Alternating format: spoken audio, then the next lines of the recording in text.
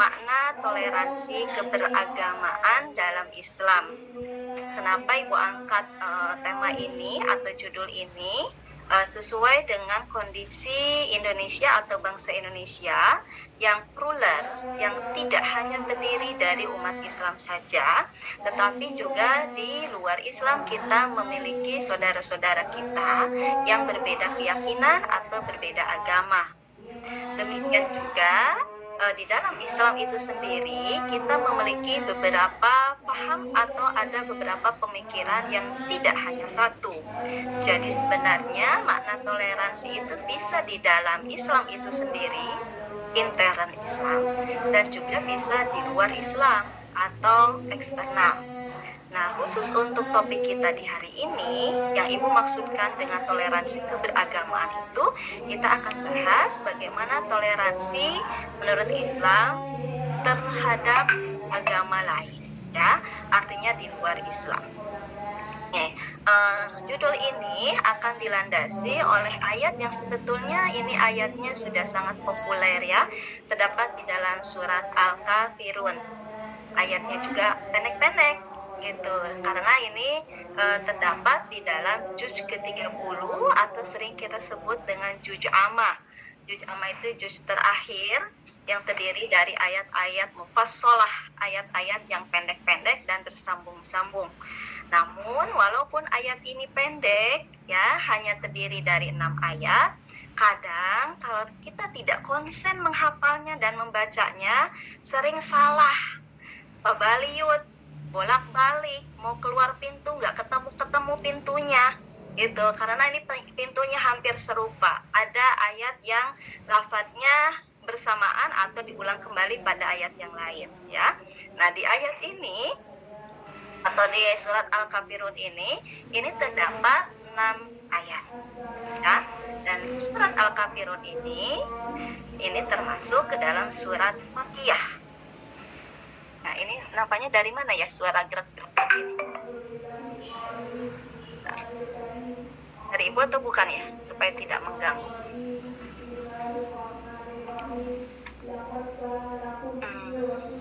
Oke, sudah bisa teratasi ya. Nah, surat Al-Kafirun ini termasuk ke dalam surat Makkiyah. Sebagaimana umat Islam ketahui bahwa ayat Al-Quran dilihat dari turunnya itu tergolong kepada 2 bagian, ada Makkiyah, ada Madaniyah. Makna Makkiyah ini terbagi kepada 2 pengertian. Ada yang memaknai Makkiyah itu adalah ayat-ayat yang diturunkan di Mekah, atau makna yang kedua, ayat-ayat yang diturunkan sebelum hijrah ke Madinah. Nah, ini makna dari surat atau ayat-ayat Makkiyah. Nah, Al-Kafirun ini tergolong kepada Makkiyah, artinya diturunkan di Mekah dan sebelum dilakukan hijrah. Ciri dari ayat Makkiyah biasanya pendek-pendek, kemudian berbicara tentang ketauhidan atau akidah, termasuk surat Al-Kafirun juga, ya. Surat Al-Kafirun ini adalah ayat tentang akidah atau ayat tentang ketauhidan atau berbicara tentang teologi. Nah, ini akan menjadi dasar terkait dengan makna toleransi. A'udzubillahi minasyaitonirrajim. Bismillahirrahmanirrahim. Ayat yang pertama sudah semuanya hafal. Qul ya ayyuhal kafirun. Katakanlah, ya ayyuhal kafirun, wahai orang-orang kafir. Ayat ini hitobnya itu atau yang diajak bicaranya itu adalah Nabi Muhammad SAW. Jadi kul, katakan itu adalah perintah Allah kepada Nabi Muhammad. Apa yang harus dikatakan oleh Nabi Muhammad? Ya ayyuhal kafirun, wahai orang-orang kafir. Kafir itu berasal dari kata kafaro.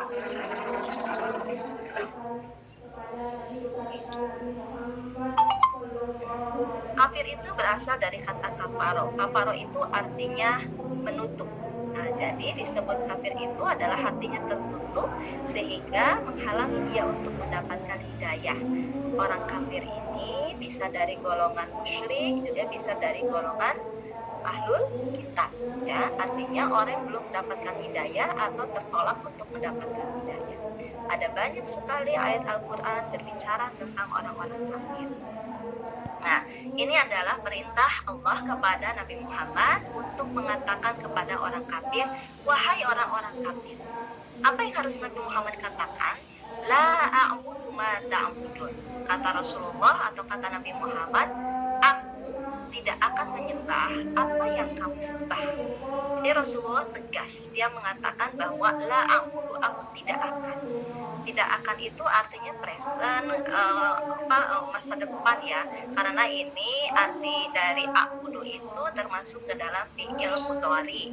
Fi'il mudhari ini bisa dalam pengertian sedang dan juga bisa dalam pengertian ke depan atau akan. Tetapi di sini akan mendapatkan penjelasan bahwa makna la'abudu itu aku selamanya tidak akan menyembah mata apa yang kalian sembah. Kalian ini maksudnya adalah kepada orang-orang kafir. Jadi Nabi Muhammad tidak akan pernah menyembah apa yang selama ini disembah oleh orang-orang kafir. Kenapa Rasulullah mengatakan demikian? Nanti kita akan bahas dari sisi asbabun nuzul ya, atau sebab-sebab turunnya ayat Al-Quran ini. Lalu wala antum abiduna ma'abud. Dua yang harus dikatakan kepada orang-orang kafir oleh Nabi Muhammad itu adalah wala antum, dan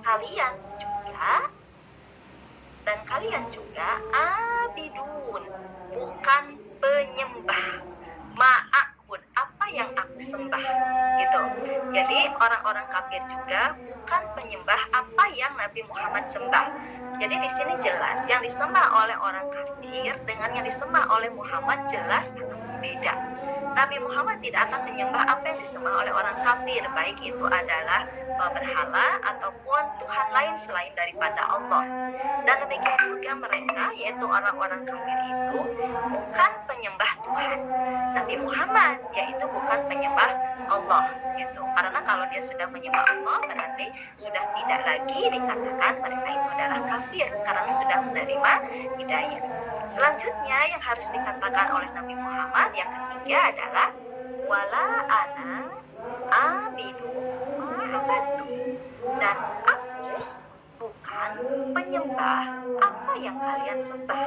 Demikian juga Nabi Muhammad menegaskan, aku ini bukan penyembah apa yang kalian sembah. Aku tidak menyembah berhala-berhala kalian. Aku tidak menyembah Tuhan-Tuhan kalian. Karena Nabi Muhammad menyembahnya adalah kepada Allah yang esa. Wala antum abiduna ma'abud. Nah ini yang Ibu bilang tadi ya, yang saya bilang bahwa ayat ini kadang agak sulit menemukan pintu keluarnya, Pak Baliut, kalau tidak konsentrasi, karena ada ayat yang diulang ya, yaitu ayat kelima dan ayat ketiga ya, wala antum abiduna ma'abud, dan kalian itu bukan penyembah apa yang aku sembah gitu. Kalau di dalam tata bahasa Arab ilmu alat, ketika ada kata yang diulang atau kalimat yang diulang itu menyatakan taukid. Taukid itu artinya menguat. Jadi tidak cukup satu kali. Kita juga kadang-kadang untuk meyakinkan orang sampai kita harus berulang-ulang ya. Sampai kita harus berulang-ulang untuk meyakinkan orang itu. Benar nih, kamu akan datang nih kepada aku nih ke rumahku. Benar, aku akan datang, benar. Benar. Nah, sampai harus mengulang 2 kali atau sampai 3 kali. Demikian juga di hadis lain ketika Rasulullah SAW menyatakan bahwa orang yang paling utama untuk mendapatkan ihsan dari seorang anak itu adalah ibumu sampai mengulang 3 kali. Itu menyatakan taukid atau penguat. Wala antum abiduna ma'abud, ini ayat ketiga diulangi lagi pada ayat kelima, menyatakan benar-benar bahwa mereka itu, yaitu orang-orang kafir itu, bukan penyembah apa yang Nabi Muhammad sembah. Lakum dinukum waliyadin, bagi kalian agama kalian dan bagiku adalah agama aku gitu. Nah dari 6 ayat ini semuanya sangat syarat sekali dengan akidah atau ketauhidan ya. Asbabun nuzul atau sebab-sebab turun ayat ini ada yang mengisahkan bahwa orang kafir pada saat itu datang kepada Rasulullah untuk negosiasi, bahwa kata mereka, oke lah kita sembah itu gantian, 1 tahun aku nyembah Tuhan kamu. Nanti tahun berikutnya kamu yang nyembah Tuhan kami. Nah, kalau itu sudah kita dapatkan kesepakatan itu, siapa tahu misalnya suatu kejadian bahwa agama kamu yang benar, kami sudah pernah ikut beribadah dengan Tuhan kamu. Nah, tetapi suatu saat misalnya yang benar itu adalah agama kami, bagimu juga tidak rugi karena kamu juga sudah pernah ikut dengan Tuhan kami ibadahnya gitu. Jadi ada negosiasi itu. Tetapi kemudian ditegaskan oleh Rasulullah, wala antum abiduna ma'abun. Di ayat sebelumnya, la a'budu ma ta'budun. Enggak, aku tidak akan melakukan itu.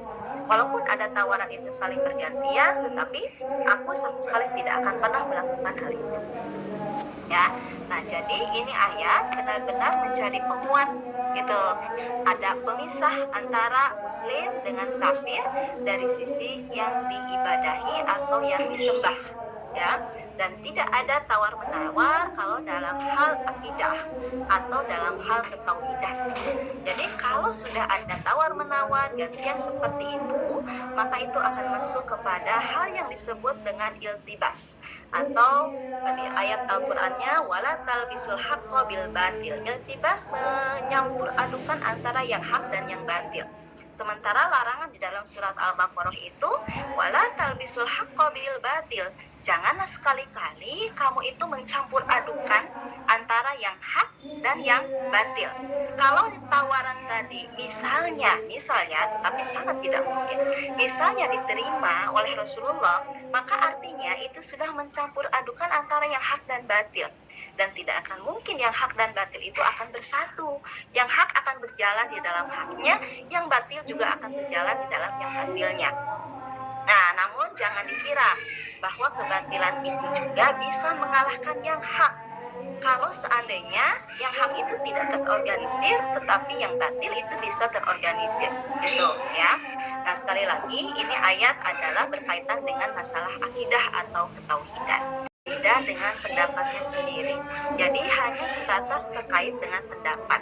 Tetapi ada juga yang memaknai toleransi itu lebih dari hanya sekedar sikap menghargai pendapat, sikap menghargai sikap juga, gitu.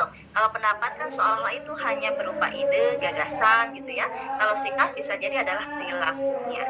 Toleransi adalah sikap atau sifat atau sikap menghargai pendapat orang lain yang berbeda dengan pendapatnya sendiri. Nah, dari batasan ini tidak terlihat skupnya itu adalah terkait dengan agama, ya. Jadi apapun yang itu adalah berbeda dengan pendapat kita, lalu kita bisa menghargai perbedaan itu, maka itu adalah disebut dengan toleransi. Dalam pandangan Barat, toleransi atau tolerance dimaknai menahan perasaan tanpa protes, to endure without protest. Memang gagasan ini kurang tepat juga, tetapi ada yang memaknai toleransi itu adalah seperti itu, ya, bahwa toleransi menahan perasaan tanpa protes. Jadi kalau tanpa protes pada saat kita tidak setuju, mulut nggak boleh ngomong, gitu, diam aja karena kan nggak boleh protes. Makanya dianggap gagasan ini salah atau kurang tepat. Nah, sementara Islam menyebut toleransi dengan kata tasamuh. Tapi nanti di slide berikutnya akan saya bahas juga apa itu makna tasamuh, ya. Islam menyebut toleransi dengan tasamuh. Tasamuh memiliki tasahul. Tadi ini sudah disintir atau sudah sedikit dibahas ya oleh Prof. Yuda, bahwa tasamuh memiliki makna tasahul. Tasahul itu artinya kemudahan. Artinya Islam memberikan kemudahan bagi siapa saja untuk menjalankan apa yang ia yakini sesuai dengan ajaran masing-masing tanpa ada tekanan dan tidak mengusik ketauhidannya. Artinya kalau kita memiliki saudara yang berbeda pemahaman atau bahkan berbeda keyakinan, maka tidak harus juga dengan makna toleransi itu kita mengekang mereka, membatasi mereka sehingga mereka tidak bisa melaksanakan ajarannya. Nah, makna toleransi itu kan tadinya juga tasahul, memberikan kemudahan. Jadi dipersilahkan kepada saudara-saudara kita yang berbeda keyakinan, berbeda paham, berbeda ide atau pendapat untuk bisa melaksanakan pendapat atau keyakinan mereka. Berikutnya dalam konteks sosial dan agama, toleransi dimaknai sikap dan perbuatan yang melarang adanya diskriminasi terhadap kelompok-kelompok yang berbeda atau tidak dapat diterima oleh mayoritas dalam suatu masyarakat. Nah, ini sudah berbicara dalam konteks sosial agama, tidak boleh mendiskriminasikan kelompok-kelompok tertentu, begitu. Selanjutnya, karena ini adalah makna toleransi, lalu kemudian dalam Islam istilah yang populer itu disebut dengan tasamuh. Jadi kalau toleransi itu memiliki makna secara umum gitu ya. Tapi kalau tasamuh itu adalah term dalam keislaman. Tapi sebenarnya tepat tidak sih gitu ya menggunakan kata tasamuh untuk makna toleransi. Nah, memang padanan kata dari toleransi itu adalah tasamuh. Saudara-saudara, ibu bapak, hadirin semuanya yang hadir di room ini, tasamuh itu ada yang ditulis dengan tasamuh, M-nya 1, dan ada yang ditulis dengan tasamuh, M-nya 2. Kalau di sini saya tulisnya hanya 1 ya, tasamuh. Jadi ringan saja kita bicaranya, diucapannya ringan, tasamuh. Tapi ada juga yang tasamuh gitu. Kalau tasamuh M-nya 1 ini sudah ditransliterasi yang asalnya dari bahasa Arab ke bahasa Indonesia ya. Nah, tapi kalau masih ditulis tasamuh itu adalah masih berasal dari akar kata tasammaha ya, tasammahu, tasammuhan. Itu masih asli dari bahasa Arabnya gitu. Tapi kalau tasamuh sekali lagi itu sudah ditransliterasi ke dalam bahasa Indonesia ya. Nah, akhirnya yang tertera di dalam Kamus Besar Bahasa Indonesia bukan tasamuh tetapi tasamuh. Tapi kalau kita melihat ke dalam kata aslinya, dari mana kata tasamuh itu muncul, maka berasal dari kata samaha. Samaha lalu mendapatkan kalau di Indonesia imbuhan ya, tapi kalau dalam bahasa Arab itu ada wazan yang berbeda. Tasammaha ya, tasammahu, tasammuhan. Pakai tasydid atau M-nya menjadi 2. Nah, tasamuh ini asal katanya berarti bersikap murah hati, ramah, ya. Dan tasamuh juga berarti bersikap membiarkan atau lapang dada. Nah, jadi seharusnya makna toleransi atau tasamuh ini harus sejalan dengan prinsip dasarnya, yaitu bersikap murah hati, ramah, ya. Kemudian bersikap membiarkan atau lapang dada. Artinya kan kalau lapang dada itu kita bisa menerima perbedaan tersebut. Makna tasamuh, kalau saya lihat di Kamus Besar Bahasa Indonesia atau KBBI, tasamuh itu artinya kelapangan dada, keluasan pikiran, atau dimaknai adalah dengan toleransi, ya. Sementara tasamuh dalam pendirian atau sikap itu artinya adalah, sedangkan tasamuh kemudian secara terminologis dimaknai sebagai pendirian atau sikap yang termanifestasikan pada kesediaan untuk menerima bagi pandangan dan pendirian yang beraneka ragam meskipun tidak sependapat dengannya. Jadi toleransi itu ada di dalam keberagaman gitu. Dan ini cocok dengan kondisi Indonesia. Indonesia terdiri dari beragam suku, beragam bahasa, ya kan? Beragam agama, beragam suku bangsa, beragam bahasa. Itu keanekaragaman ini maka memunculkan kata toleransi. Karena kalau sudah sama semuanya, toleransi itu sudah tidak perlu lagi, gitu, ya. Lalu konsep tasamuh dalam Islam mengandung konsep rahmatan lil alamin. Nanti kita akan lihat lagi rahmatan lil alamin itu konsepnya seperti apa ya. Berikutnya bahwa tasamuh yang tadi saya katakan tidak walaupun itu adalah sepadan, tapi apakah itu tepat atau tidak. Nah, tasamuh ini tidak semata-mata selaras dengan kata toleransi. Jadi memang walaupun itu adalah sepadan, tetapi memiliki makna yang agak berbeda. Jadi tidak semata-mata selaras dengan kata toleransi. Kenapa? Tasamuh memberi arti memberi dan mengambil, take and give, ya. Jadi tasamuh itu mengandung makna take and give, memberi dan mengambil. Lalu tasamuh lebih menekankan pada tindakan tuntutan dan penerimaan dalam batas-batas tertentu. Jadi tetap, walaupun itu adalah toleransi, tetapi tetap harus berada pada batas-batas. Bukan berarti tanpa batas. Ini batasnya harus tetap ada. Dalam pelaksanaannya, orang yang melakukan tindakan tasamuh ini tidak sepatutnya menerima saja. Ya kan, namanya juga take and give ya. Jadi tidak hanya menerima saja sehingga menekan batas hak dan kewajibannya sendiri. Dia ikut menerima dari orang lain, tetapi hak dia itu tertindas misalnya. Nah, itu tidak juga disebut dengan toleransi. Hak dia untuk mempertahankan keyakinannya kemudian harus dilunturkan. Nah, itu bukan toleransi ya. Jadi dia itu mendapatkan sesuatu, tetapi kemudian apa yang ada di dalam dirinya sebagai sebuah hak masih bisa dia laksanakan atau perjuangkan atau dia dapatkan ya. Berikutnya, perilaku tasamuh dalam beragama memiliki pengertian untuk tidak saling melanggar batas-batas. Nah, ini. Jadi yang namanya tasamuh gitu ya, bukan berarti kita campur aduk tadi itu. Tapi tetap aja si A batasnya di A, si B batasnya di B gitu. Tidak harus melanggar si A melanggar batas A mentas ke batas B, yang B kemudian dia nyebrang batasnya sampai ke A. Nah, tidak begitu. Terutama yang berkaitan dengan batasan keimanan atau akidah. Jadi pada al-kafirun tadi dilihat dari asbabun nuzul, kata orang kafir, setahun deh aku ibadah kepada Tuhanmu, tapi setahun berikutnya kamu ibadah kepada Tuhanmu. Nah, inilah yang disebut melanggar batas-batas gitu. Orang kafir punya batasnya, ya udah di batas dia. Orang mukmin punya batas, orang muslim punya batas, ya udah di batas mukmin. Maka muslim tidak harus gitu ya. Nah, ini makna tasamuh.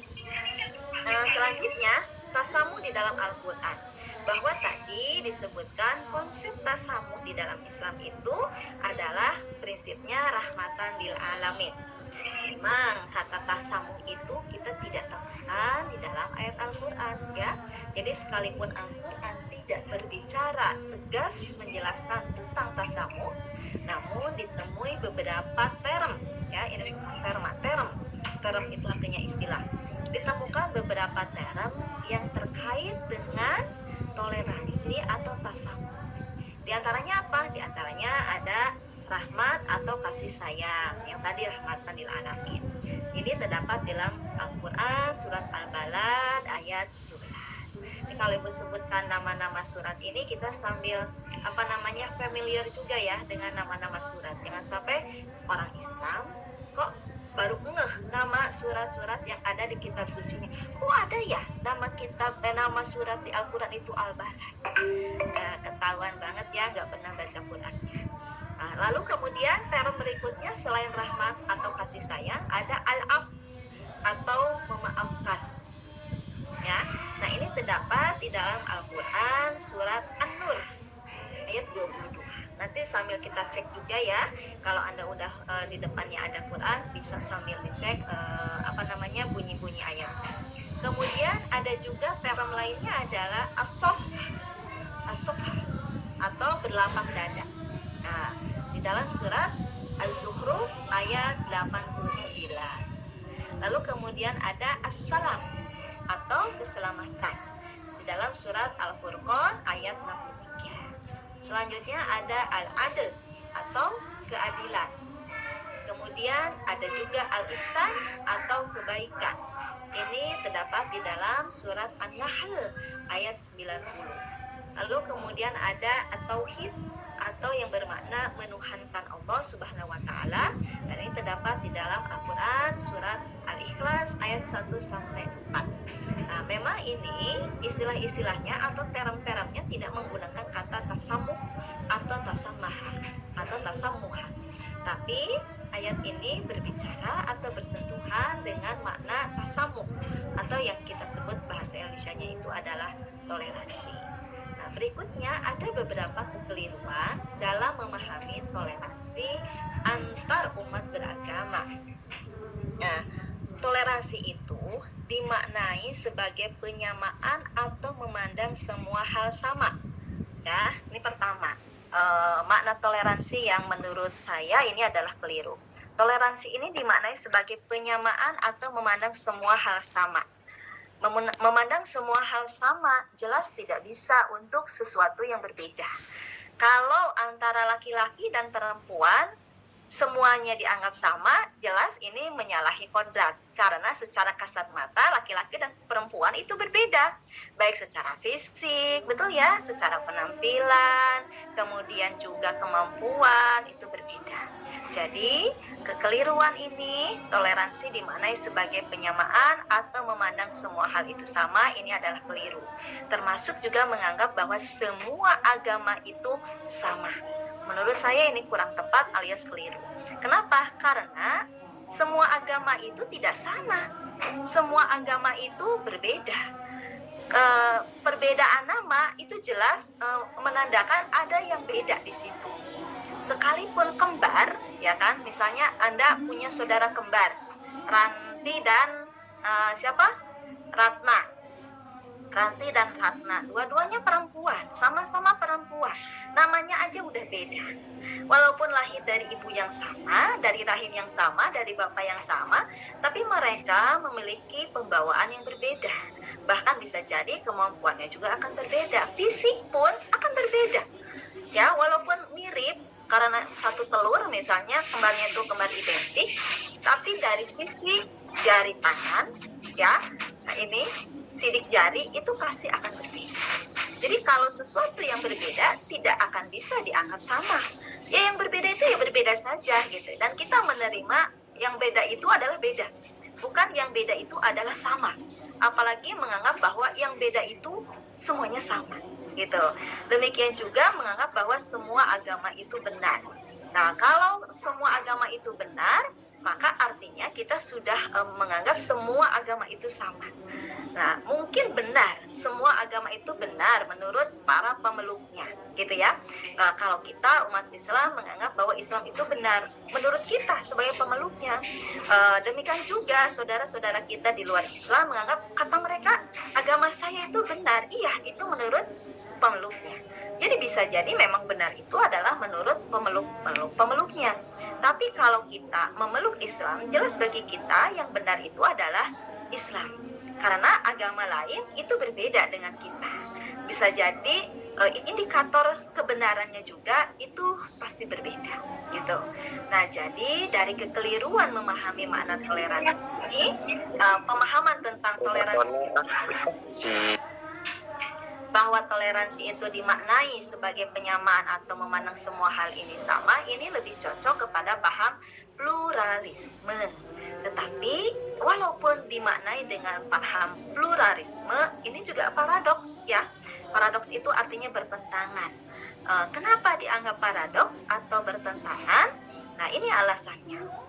Yang pertama, toleransi itu hadir sebagai konsekuensi adanya keragaman atau perbedaan yang tadi di awal itu. Ya, karena adanya perbedaan, karena adanya keragaman, maka muncul toleransi. Kalau semuanya sudah satu, sudah sama, toleransi itu sudah tidak dibutuhkan lagi. Jika perbedaan sudah tidak ada, maka dengan sendirinya toleransi tidak lagi diperlukan. Ya, toleransi itu kan artinya menerima, menghargai perbedaan di luar apa yang kita yakini atau apa yang kita anggap. Ya, tapi kalau semuanya sudah dianggap sama, sudah tidak ada lagi perbedaan, maka buat apa ada toleransi? Itu udah sama kok, gitu ya. Itu udah sama, jadi nggak perlu lagi ada toleransi. Maka memahami toleransi dengan penyamaan itu sebuah pemahaman paradoks. Artinya tetap bahwa toleransi itu tidak harus memahami untuk menyamakan semua hal yang berbeda. Tetapi mana toleransi itu adalah kita menerima perbedaan-perbedaan itu. Dan kita mengetahui bahwa ada perbedaan-perbedaan itu tidak harus kemudian disamakan, karena yang berbeda tidak akan bisa untuk disamakan secara keseluruhan. Masing-masing dari perbedaan-perbedaan itu menjadi sebuah dinamika. Demikian juga yang ada di Indonesia. Perbedaan suku yang ada di Jawa, Bali, Sumatera gitu ya, itu menjadi sebuah dinamika yang akhirnya kan menjadi indah, menjadi sebuah keragaman ciri khas dari Indonesia. Lalu yang kedua, pluralisme adalah paham yang seharusnya mengakui adanya pluralitas keberagaman, ya, keberagaman. Nah, maka memahami pluralisme dengan penyamaan juga sebuah pemahaman yang paradoks, artinya bertentangan. Kenapa? Karena kan pluralisme itu bukan harus menyamakan yang berbeda, tetapi pluralisme itu adalah mengakui adanya keragaman, baik keragamannya itu agama, bahasa maupun apapun, gitu ya. Sekali lagi, jadi berbeda nih antara menyamakan dengan mengakui perbedaan atau keragaman. Nah, makna toleransi itu yang selama ini keliru adalah menganggap yang berbeda itu sama atau disamakan. Tapi sebenarnya makna toleransi itu harusnya adalah mengakui adanya perbedaan atau keragaman itu. Tidak harus kemudian menyamakan perbedaan tersebut. Ini memang harus agak berpikir keras ya, karena hampir kalimatnya hampir sama. Jika kita sedikit saja salah memahami ini, maka salah juga nanti dalam memahami konsepnya. Selanjutnya ini makna toleransi yang sebenarnya. Yang tadi kan ini saya sebut sebagai sebuah kekeliruan ya, bahwa toleransi itu dimaknai sebagai penyamaan atau memandang semua hal sama. Yang ini saya anggap sebagai sebuah keliru, karena apa yang beda itu ya beda, tidak bisa dianggap itu adalah sama. Toleransi dan pluralisme tidak dipahami sebagai penyamaan semua agama-agama. Nah, jadi makna toleransi itu, kalau kita berbicara tentang toleransi, di luar agama kita ada agama yang lain, gitu ya, kita mengakui itu, gitu ya, kita mengakui itu. Kita punya saudara-saudara yang Buddhis, ya, yang Kristianis, kemudian juga yang agama lainnya, kita punya itu. Dan kita mengakui bahwa mereka itu ada atau eksis, berada di wilayah negara kita. Tetapi kemudian tidak harus menyamakan mereka dengan kita, atau menyamakan kita dengan mereka. Nah, ini toleransi atau pluralisme tidak dipahami sebagai penyamaan semua agama-agama. Selanjutnya, toleransi maupun paham pluralisme dipahami sebagai pengakuan adanya keragaman. Nah, ya, toleransi itu sekali lagi bukan untuk menyamakan semua yang berbeda, tetapi toleransi itu adalah pengakuan adanya keragaman. Anda tadi mengakui ada saudara kita hari ini yang merayakan Natal. Mungkin di bulan berikutnya kita juga mengakui ya ada saudara-saudara kita yang mereka itu merayakan agamanya dia. Nah, itu toleransi. Jangan menyamakan mereka, ya jelas berbeda. Gak bisa kita mengajak mereka untuk merayakan hari-hari besarnya di Idul Fitri, dan gak bisa juga kita dipaksakan untuk ikut merayakan hari raya mereka di tanggal ini misalnya. Itu tidak bisa. Kita adalah berbeda. Toleransi dipahami sebagai sebuah sikap, bahkan perilaku, yang tidak saja menyadari eksistensi perbedaan yang ada di dalam kehidupan manusia, termasuk perbedaan dalam beragama dan keyakinan, tapi justru memberi ruang kepada perbedaan itu untuk memiliki ruang hak yang sama.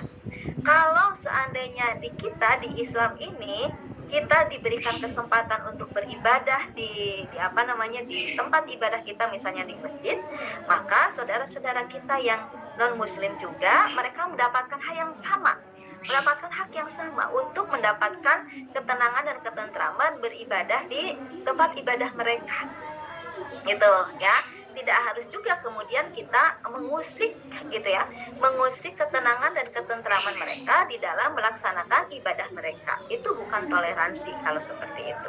Karena kan tadi disebutkannya memberi ruang kepada perbedaan itu untuk memiliki hak yang sama.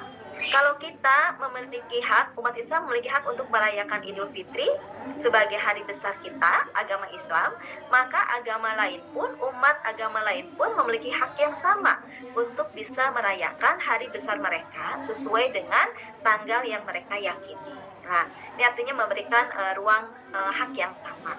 Nah, ini memang begini kehidupan di Indonesia ini ya. Kehidupan Indonesia ini karena beragam tadi, plural itu, maka kita juga junjung tinggi toleransi. Kalau seandainya ini menjadi hal yang kita usik, yang tadi di awal saya katakan akan memunculkan pertikaian, permusuhan, bahkan bisa jadi peperangan. Tapi sangat tidak kita harapkan. Makanya masing-masing agama kita harus paham di mana batas-batas toleransi. Masing-masing agama ini harus bisa memberikan pemahaman kepada penganut-penganutnya toleransi yang benar itu seperti apa. Kalau masing-masing agama ini sudah memahami makna toleransi sesuai dengan batas-batas mereka, maka pasti akan damai, tidak akan pernah terjadi pertikaian dan percekcokan. Karena kita sudah saling mengerti batas kita di sini, batas dia di situ, gitu ya, tidak akan melanggar batas itu. Misalnya saja Anda bertetangga ya kan? Rumah itu bertetangga dan batas-batas wilayah rumah kita itu biasanya dibatasi dengan pagar, ya kan? Kalau sekali aja ada satu tetangga yang melanggar batas, maka itu akan menjadi sebuah masalah, memunculkan masalah. Betul ya? Nah, demikian juga kalau kita dalam hal beragama. Jika ada satu agama yang mulai kelihatan melanggar batas-batasnya, maka itu yang nantinya akan memunculkan bibit-bibit dari pertikaian itu. Jadi selama kita, setiap umat beragama di Indonesia ini tetap melaksanakan toleransinya masing-masing, menjaga batas-batasnya, insya Allah akan aman-aman saja, rukun, makmur, bahagia, gitu ya, tenang, tentram, damai, sentosa. Nah, baldatun thayyibatun warabun ghafur lah gitu ya, kalau disebutkan di dalam surat Al-Qur'annya. Nah, jadi ini harus dipahami juga oleh kita sebagai umat Islam bahwa toleransi itu tadi yang dikatakan bahwa kita mengakui ada keberagaman, tetapi kemudian bukan berarti harus menyamakan semua agama itu, bahkan sampai harus memaksakan kita masuk ke mereka, mereka masuk kepada kita. Memang di dalam Islam itu ada perintah untuk dakwah. Dakwah itu artinya mengajak. Ud'u ila sabili rabbika bil hikmah wal mau'izatil hasanah wajadilhum billati hiya ahsan.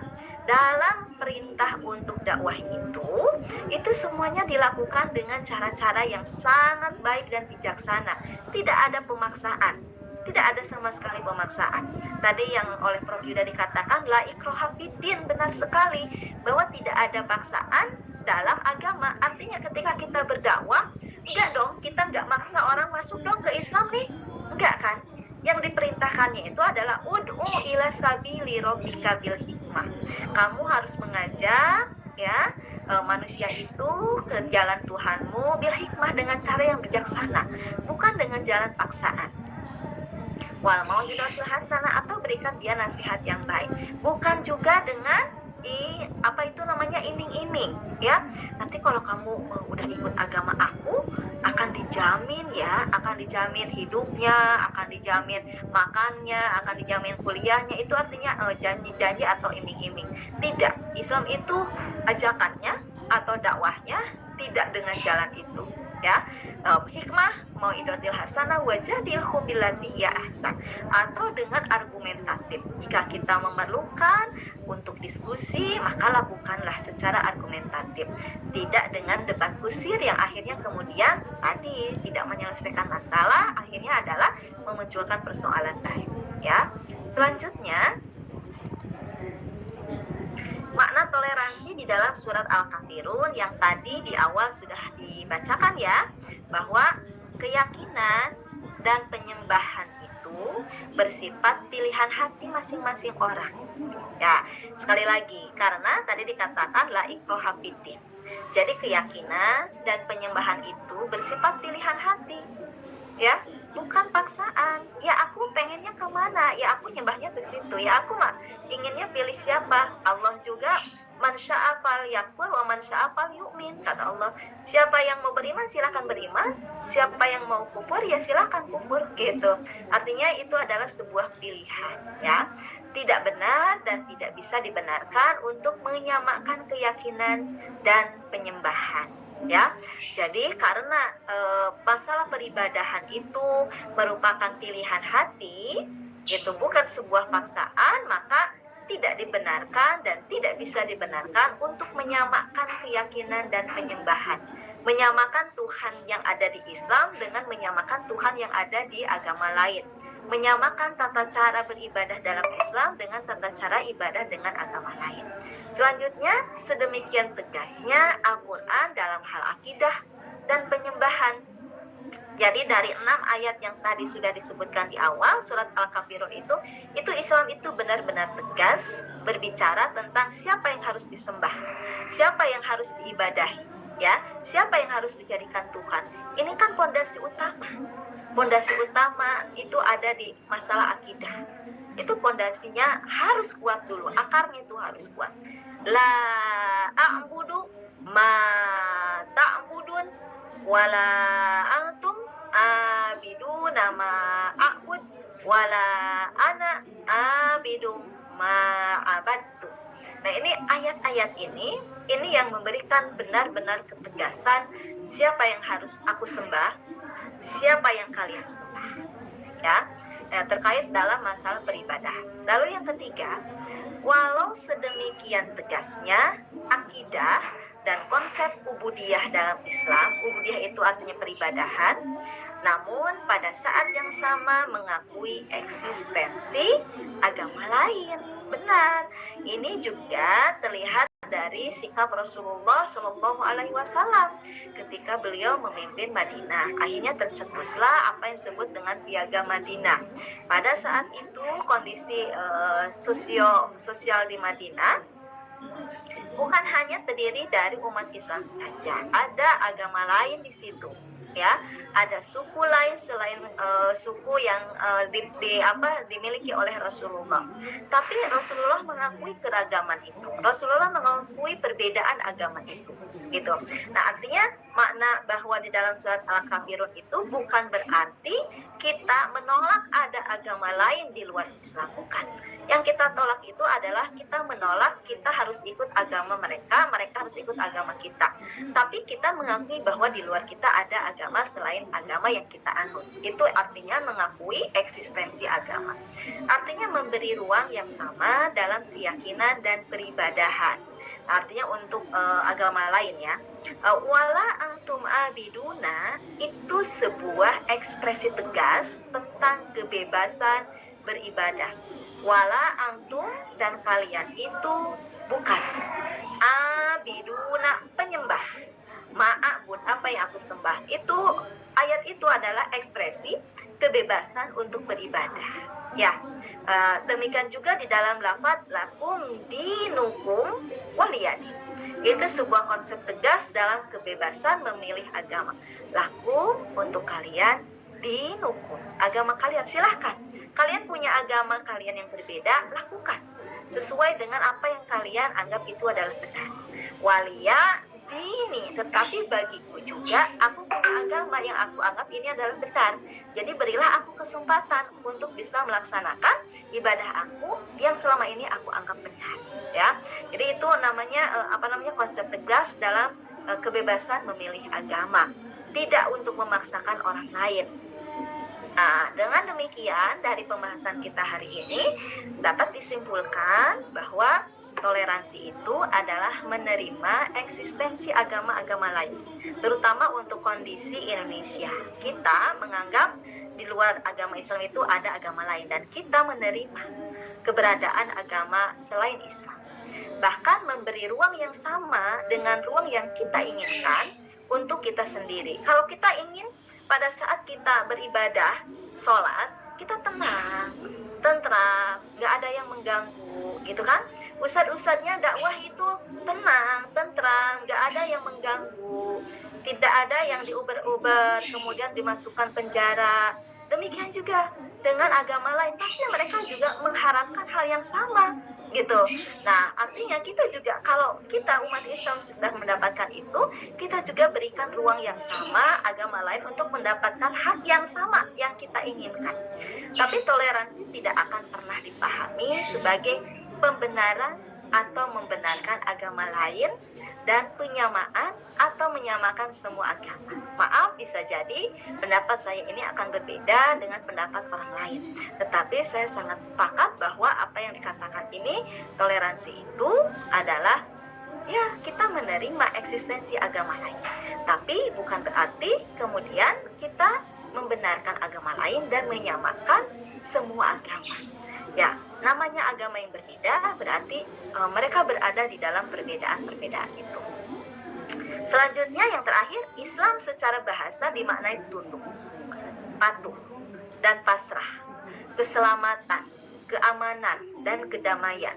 Berdasarkan makna tersebut, sebagai seorang muslim, yaitu kita, dalam konteks berkehidupan adalah pemberi keselamatan, menciptakan kerukunan, dan memberi rasa aman bagi orang lain yang disebut dengan toleran. Jadi kita sebagai umat Islam jangan pernah mengintimidasi orang lain dalam melaksanakan ibadah mereka.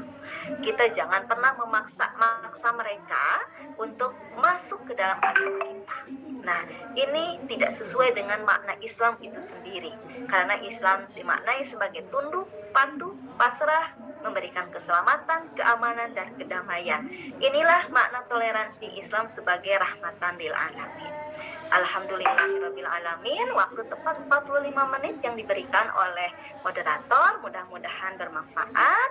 Jika ada hal yang kurang tepat, berbeda pendapat, sah-sah saja, karena tidak harus juga pemahaman saya ini kemudian membuat Anda semuanya atau ibu, bapak, hadirin yang hadir ini di sini semuanya untuk bisa menerima sepenuhnya. Tapi kita di sini sama-sama share, berbagi ilmu, apa yang saya ketahui, kita harus berbagi. Karena setiap hari kita selalu berdoa, Robbi zidni ilman warzuqni fahman. Ya, kita mengharapkan ilmu yang kita peroleh adalah bermanfaat. Alhamdulillahirabbil alamin. Terima kasih. Wassalamualaikum warahmatullahi wabarakatuh. Assalamualaikum warahmatullahi wabarakatuh. Mohon maaf belum bisa on cam karena ada gangguan sinyal gitu ya, Pak.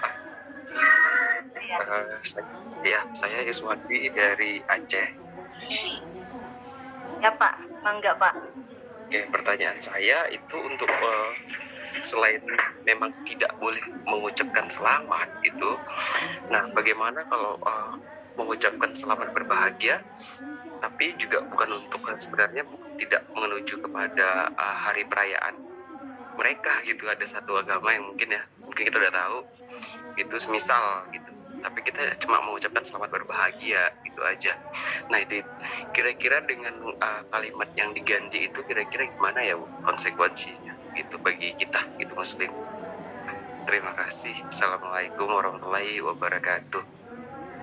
Langsung saja ya Neng Sakti ya. Baik Ibu. Baik, terima kasih Pak Yuswandi dari Aceh atas respon pertanyaannya.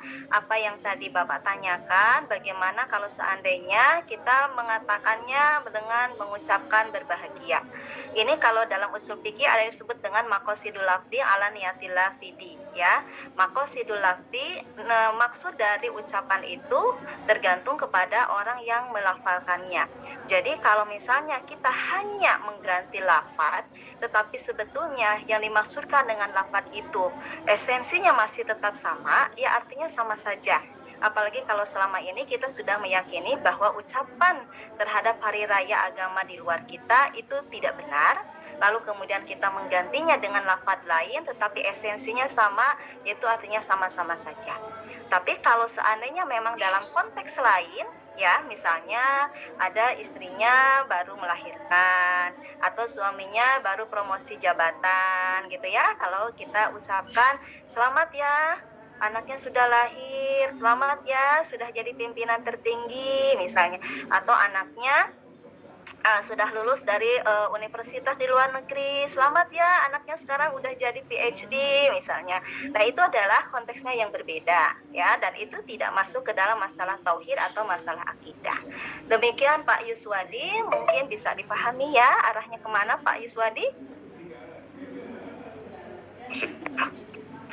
Karena mungkin di lingkungan saya itu sayanya ini minoritas gitu, jadi kayaknya kebetulan juga hubungannya juga baik di sana sini gitu ya, dan juga ada rasa kayak apa namanya ya, nggak enak juga gitu ya kalau nggak ngucapin sedikit apa gitu, walaupun sering mereka mengundang untuk gabung gitu di acaranya mereka, ayo datang ya perayaan saya besok begini untuk makan apa segala macam gitu untuk mengikuti. Nah itu kan nggak bisa juga saya ikut, minimal saya mengucapin mengucapin selamat yang kayak tadi saya sebutin gitu. Tapi kalau memang udah nggak bisa, mungkin saya nggak tahu maksudnya bentuk saya itu care sama mereka, kira-kira apa yang cocok ya Bu, kira-kira seperti itu. Oke, kalau bentuk care-nya, misalnya Bapak tidak usah mengatakan dengan selamat pada hari raya mereka, ataupun mengganti dengan lafaz lain yang semakna, yang maksudnya adalah itu, tapi bisa saja pada saat lain waktu, yang tidak berkaitan dengan masalah peribadahannya, Bapak sowan itu berkunjung gitu ya, berkunjung tidak dalam rangka peribadahan mereka. Dan itu akan tetap menjaga hubungan yang sangat baik, begitu. Baik, ya misalnya hari ini aja gitu Bu ya, misalnya di WhatsApp ada beberapa gitu ya, ayo gabung kami udah ngumpul sini, mari gitu. Misalnya hanya sekedar untuk makan siang di luar gitu kan. Nah saya juga nggak tahu harus ngebahas apa, alasan lagi ya udah selamat, udah sempet kayak gitu, tapi ya mungkin dengan seperti udah Ibu jelasin tadi ya, mungkin bisa sedikit melegakan saya untuk bersikap kepada mereka yang mayoritas di sekeliling saya, seperti itu Ibu. Tuh, ya Bapak bisa katakan kalau di WhatsApp, terima kasih Pak atas undangannya, lain waktu saya akan berkunjung ke rumah Bapak, mungkin begitu ya Pak ya. Baik, terima kasih Ibu. Assalamualaikum warahmatullahi wabarakatuh. Waalaikumsalam warahmatullahi wabarakatuh. Silakan selanjutnya. Baik, terima kasih. Selanjutnya boleh peserta dari atas nama Syarif, boleh di on mic dan memberikan pertanyaannya. Baik, terima kasih untuk kesempatannya. Perkenalkan, nama saya Syarif Hidayatullah, berasal dari Universitas Jember. Yang ingin saya tanyakan, bagaimana peran pendidikan agama Islam sebagai mata kuliah di perguruan tinggi dalam meningkatkan kesadaran bertoleransi untuk mahasiswa? Dan bagaimana mengoptimalkan peran pendidikan agama Islam yang meski sudah diajarkan mulai sejak TK hingga perguruan tinggi, tetapi masih ada yang intoleran, bahkan sampai ada yang keluar dari agama Islam. Terima kasih. Baik, terima kasih Pak Syarif Hidayatullah dari Jember. Nampaknya Bapak juga ini seorang pendidik ya. Nah, terlihat dari pertanyaan-pertanyaannya. Untuk memberikan warna kepada mahasiswa terkait dengan sikap toleransi, salah satu upaya yang dilakukan oleh UPI Kampus Sumedang ini sudah betul ya, sudah bagus, artinya memberikan pemahaman yang benar bagaimana sikap toleransi itu sejatinya. Lalu kemudian di kampus itu sangat beragam sekali, terdiri dari beragam agama, beragam suku juga ya, berasal dari berbagai daerah yang berbeda. Nah, itu sangat dibutuhkan juga toleransi. Tadi saya katakan toleransi itu memang bukan hanya skupnya dalam agama saja, tetapi juga dalam aspek sosial lainnya. Nah, kalau misalnya dari mahasiswa ini diberikan pemahaman oleh setiap dosen terkait dengan apa yang mereka dapatkan, misalnya di PKN gitu ya, atau di PAI itu sendiri. Kalau saya kebetulan mengampu mata kuliahnya adalah PAI, maka saya akan memberikan pemahaman kepada mahasiswa ini toleransi yang benar menurut paham agama yang saya yakini benar. Artinya yang saya katakan bahwa batas itu jangan dilanggar. Ada batas kita di sini A, ada batas di Anda itu adalah B. Nah, itu salah satu upayanya. Lalu gimana ya persoalannya sekarang, walaupun PAI itu diberikan mulai dari SD sampai ke perguruan tinggi, ya itu nggak pernah terputus. Itu, tetapi kok sepertinya hasilnya tidak nampak atau kurang terlihat, khususnya di dalam hal yang toleransi, sehingga muncul kata intoleransi. Di mana salahnya? Apakah PAI-nya itu yang salah, ataukah dalam proses pendidikannya yang salah, sehingga kita harus katakan gak usah ada pelajaran PAI deh kalau begitu di sekolah. Nah, kalau ini sudah ada anggapan seperti itu, ini bahaya sekali ya.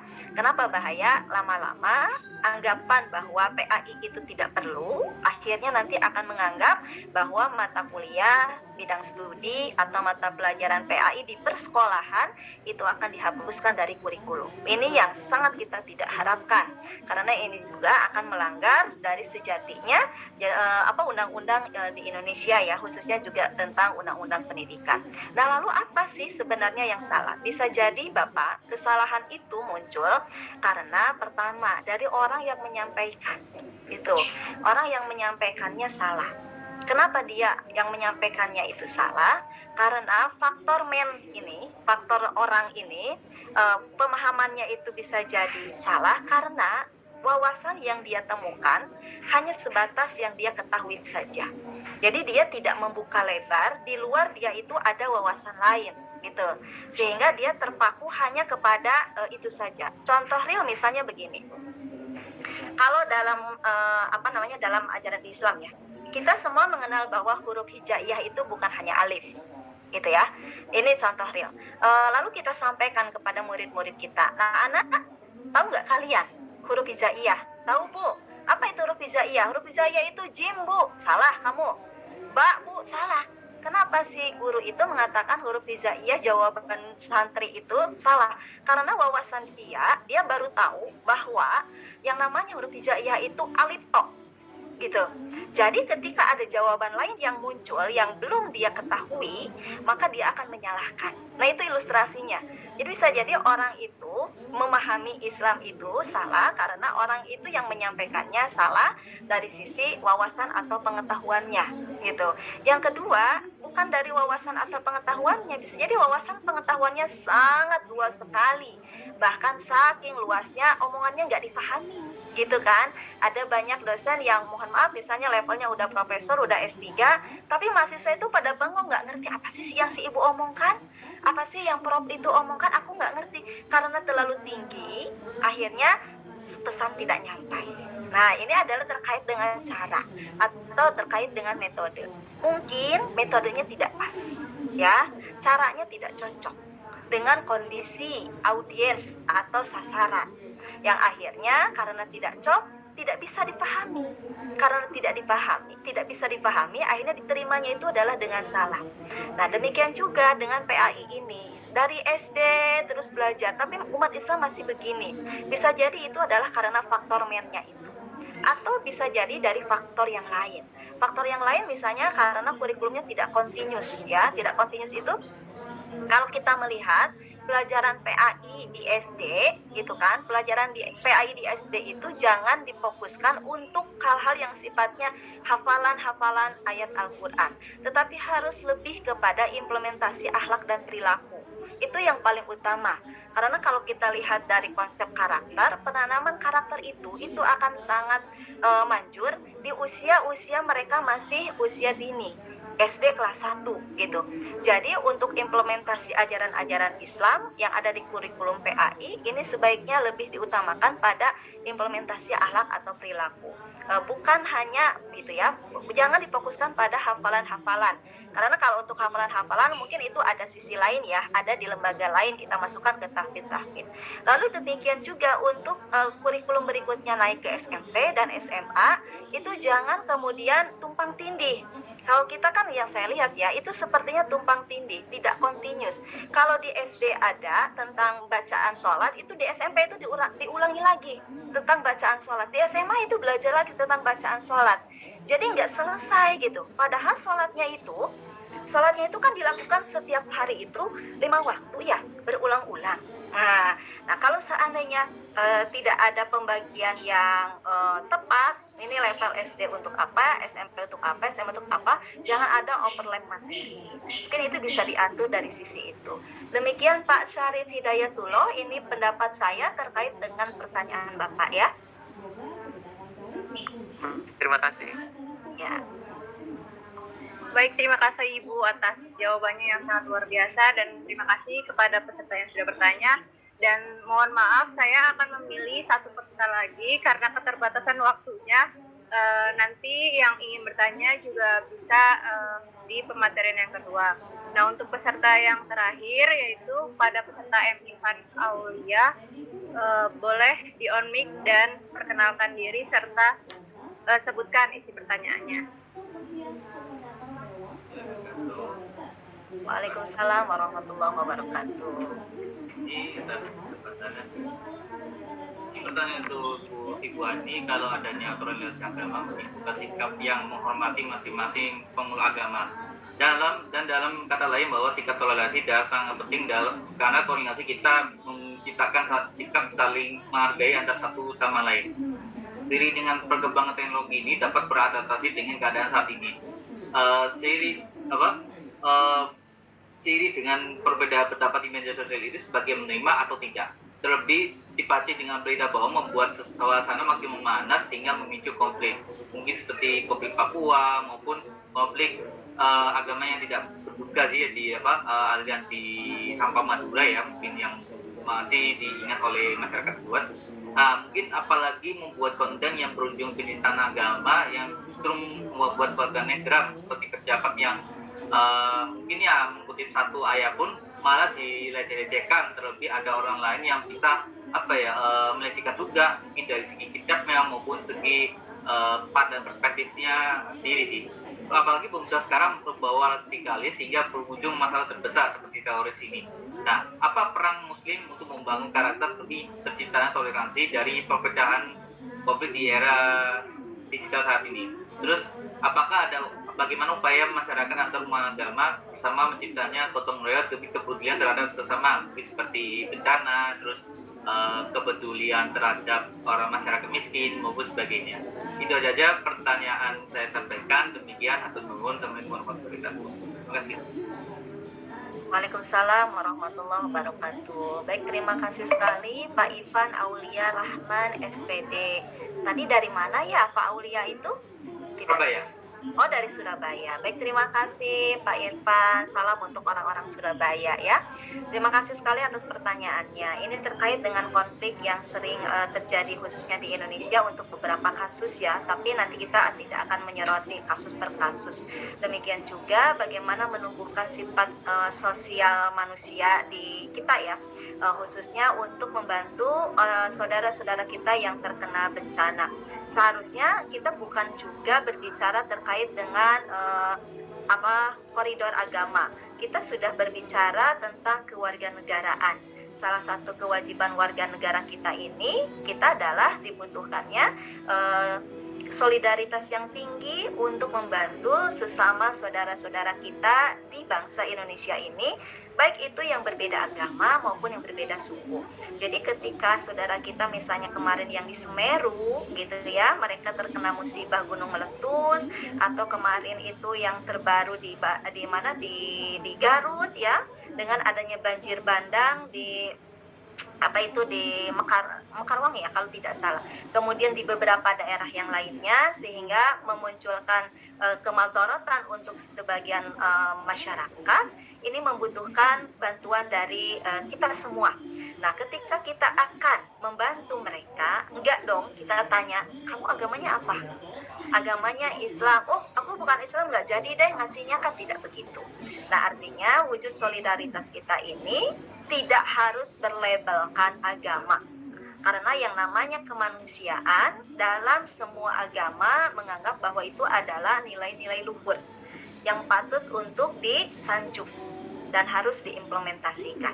Jadi kalau kita membantu sesama manusia tidak berlabelkan agama, atau misalnya kita membantu orang lain yang berbeda agama, itu sudah mencerminkan bahwa kita adalah seorang manusia yang manusiawi. ya, seorang manusia yang manusiawi. Kemudian kalau seandainya kita seorang muslim membantu sesama muslim dan membantu orang di luar muslim, selain kita adalah sebagai manusia yang manusiawi, kita juga adalah sebagai seorang muslim yang sejati. Begitu Pak, ya.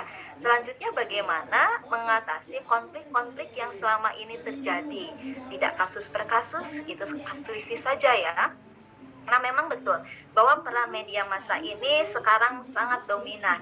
Untuk memunculkan sebuah konflik atau perseteruan hanya cukup kita melontarkan satu kalimat yang bisa ngomporin orang gitu. Padahal bisa jadi dia sendiri yang menghembuskannya nggak ngerti dengan persoalan yang sejatinya dia. Akhirnya apa? Akhirnya kitalah sebagai penikmat medsos yang menjadi korban. Nah, apa yang harus kita lakukan? Yang harus kita lakukan adalah bukan berarti kita kemudian menjauh dari media sosial, karena memang dunia kita sekarang tidak bisa jauh dari situ ya, tetapi kita dibutuhkan kebijaksanaan dan sikap yang bijak bagaimana menyikapi sebuah berita yang datang. Kalau memang itu adalah berita benar adanya, patut artinya kita ikut terlibat di situ untuk bisa menyelesaikan konflik. Tetapi kalau kita di situ hanya sekedar membaca dan kemudian kita belum tahu ini benar tidaknya, berita ini apakah hoax ataukah hak gitu ya, apakah hoax atau hak, dan sebaiknya kita tidak menyebarkan dulu berita itu gitu sampai ini ada kejelasan. Karena kalau seandainya kita menyebarkannya ternyata itu adalah hoax, bukan hanya kita yang dosa ya, tetapi kita juga sudah membawa dosa orang lain. Kalau istilah lainnya itu dol wa mutil, kita sudah sesat diri kitanya dan membawa orang lain juga ikut sesat gitu. Tapi kalau seandainya kita sudah cross check, ternyata memang itu benar adanya atau hak, lalu baru kemudian kita galang dana, itu luar biasa sekali amal yang akan dinilai oleh Allah Subhanahu wa Ta'ala. Nah, artinya kalau dalam surat Al-Quran kita disebutnya adalah tabayun. Ketika datang sebuah berita, baik berita itu datangnya dari Instagram, Twitter, Facebook, ataukah WA, maka yang harus dilakukan adalah tabayun. Ini berita ini benar atau enggak. Kebanyakan penyakit kita sekarang agak sulit membedakan mana hoax, mana hak, ya. Mana hoax, mana hak. Gitu. Karena apa? Karena saking banyaknya berita yang muncul dan tanpa batas, itu seolah-olah itu adalah beritanya adalah benar, akhirnya kita juga terkelabui oleh itu. Jadi di sini kita dibutuhkan sikap yang sangat bijak, jangan sampai kita sendiri yang akhirnya memunculkan konflik itu. Barangkali itu Pak Muhammad Ivan Aulia Rahman, SPD dari Surabaya. Jika tidak mewakili jawaban saya atas pertanyaan Bapak, mohon maaf. Demikian Pak. Ya, saya buka dulu. Bismillahirrahmanirrahim. Wassalam ala Rasulillah. Innal hamdalillah nahmaduhu wa nasta'inuhu wa nastaghfiruh. Sungguh segala puja dan puji hanya milik Allah. Kita puji Dia, kita mohon pertolongan dan ampunannya. Wa na'udzubillahi min syururi anfusina wa min sayyiati a'malina. Kita mohon perlindungan kepada Allah dari keburukan diri kita dan keburukan amal perbuatan kita. May yahdihillahu fala mudhillalah. Barang siapa yang Allah beri hidayah, tak akan ada seorang pun yang bisa menyesatkan. Wa may yudlil fala hadiyalah. Dan barang siapa yang Allah sesatkan, tak akan ada seorang pun yang bisa memberi petunjuk. Asyhadu an la ilaha illallah. Aku bersaksi tiada Tuhan yang berhak disembah dengan benar kecuali Allah. Wa asyhadu anna Muhammadan abduhu wa rasuluh. Dan aku pun bersaksi bahwasanya Muhammad adalah hamba dan rasulnya. Amma ba'd. Allahumma sholli wa sallim ala Muhammad wa ala ali Muhammad. Ya teman-teman, saya tuh bingung ya mau ngisi materi tentang apa. Jujur aja materi yang tadi saya persiapkan, Masya Allah, sama ibu dosen ke cover semua. Dan saya tadi sampai ngangguk-ngangguk aja gitu, Masya Allah. Dengan gaya beliau menyampaikan yang persuasif, dan saya senang aja ngedengerin dari tadi. Dan saya setuju 95% dari apa yang beliau sampaikan. Oh, berarti ada 5% yang saya nggak setuju. Ya 5%-nya karena saya telat gitu. Kayaknya kalau saya ngedengerin semuanya ya udah 100% setuju. Alhamdulillah teman-teman. Dan saya senang apa yang beliau sampaikan. Mengcover. Setuju banget lah insya Allah. Ya.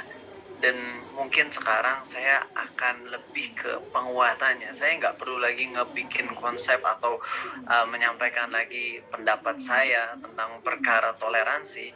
Kalau teman-teman mau tahu pendapat saya apa, ya apa yang beliau sampaikan tadi udah cukup, udah lebih dari cukup, dan saya nggak perlu ngulang, nantinya teman-teman malah bosan. Tapi sekarang saya ingin lebih ke story, kisah-kisah para pemuda yang bagaimana sih mereka menghadapi ujian keimanan seperti dalam permasalahan muamalah, interaksi dengan keluarga, terutama orang tua yang beda agama. Dan ini berat, teman-teman.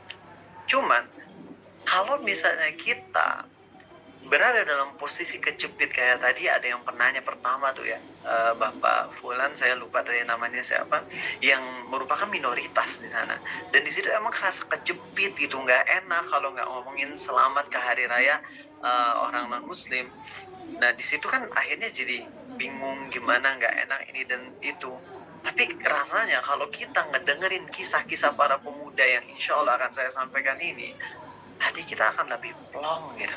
Kita akan tahu ujian yang menimpa mereka itu bukan sekedar ujian nggak enak sama tetangga, nggak enak dengan relasi atau dengan keluarga yang non muslim yang kafir, tapi mereka tuh sampai pada tahapan di mana mereka disiksa. Baik teman-teman, saya akan langsung aja masuk ke seorang pemuda dulu yang luar biasa nih. Kisahnya mungkin kalian udah sering ngedengerin, tapi saya ingin ngeliatin ke kalian bagaimana pemuda ini yang pindah-pindah agama. Saya mau langsung cerita dari point of view first person. Jadi dia yang cerita langsung dengan mulut dia. Beliau langsung cerita dengan mulut beliau sendiri. Dan beliau cerita ini kepada sepupunya Nabi SAW yang bernama Abdullah bin Abbas. Siapakah pemuda ini? Mungkin kalian belum tahu, tapi mungkin nanti di tengah-tengah saya ceramah bisa ada yang komen, udah bisa nebak ini siapa orangnya. Yang jelas dia adalah pemuda yang super duper kaya. Kalau nggak salah, anak satu-satunya. Baiklah, saya mulai cerita. Aku adalah seorang anak dari seorang laki-laki, seorang ayah yang sangat mencintaiku, salah satu pemuka yang sangat kaya, pemuka negeri, mungkin wali kota atau gubernur, yang sangat kaya raya. Ayahku orang yang sangat sibuk, dan aku adalah orang yang paling dicintainya di bumi ini. Aku adalah manusia yang paling dicintai oleh ayahku di bumi ini. Anak satu-satunya.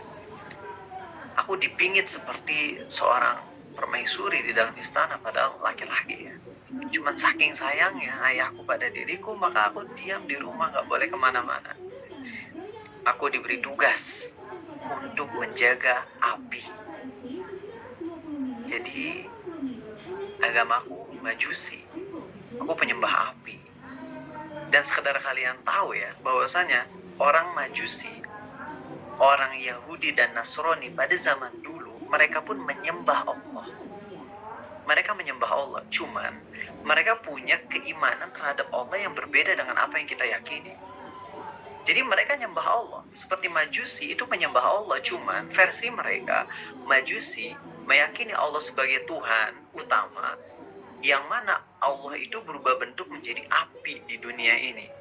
Dan Majusi punya dua Tuhan, Tuhan kebaikan yaitu cahaya atau api, dan Tuhan keburukan yaitu kegelapan.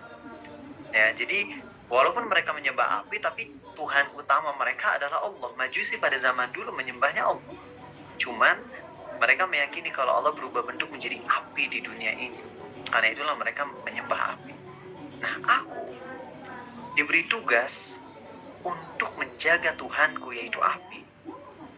Sehingga kalau Tuhan yang mau padam, diguyur minyak tanah lagi supaya apinya makin besar lagi. Pada suatu saat, ayahku mengatakan pada diriku, "Wahai anakku, tolong pergilah ke ladang, karena ayah sedang sibuk. Urusilah urusan ladang." Maka aku pun pergi ke ladang. Di tengah jalan, aku melihat ada sebuah gereja.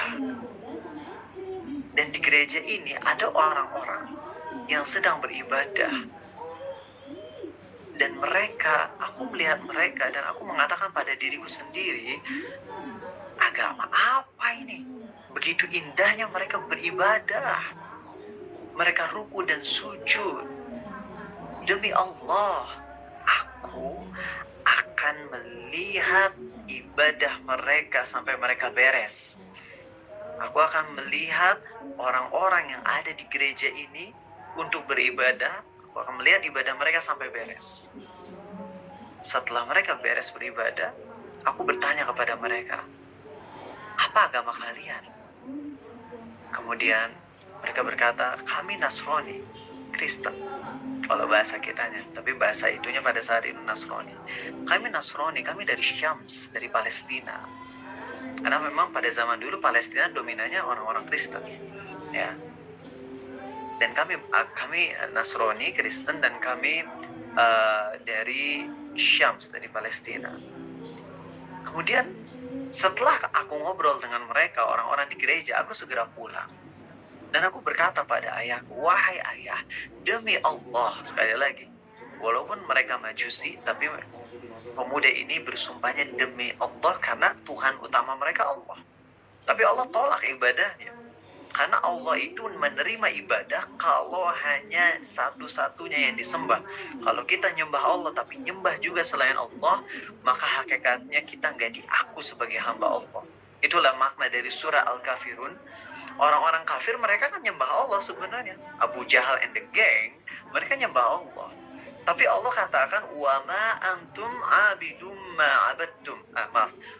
Wala antum abiduna ma a'bud. Kalian tidak menyembah Tuhan yang kusembah.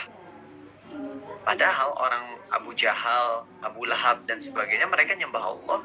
Tapi Nabi SAW menyampaikan pada mereka, kalian tuh gak nyembah Allah sama sekali. Kenapa bisa gitu? Secara fisik mereka nyembah Allah, tapi nggak diaku sebagai penyembah Allah. Karena masalahnya mereka selain nyembah Allah, nyembah juga selain Allah. Dan Allah tidak menerima penyembahan selain pada dirinya saja. Jadi kalau kita ngaku Allah Tuhan kita, tapi kita pun ngaku ada Tuhan lain yang boleh disembah, maka nggak akan Allah terima.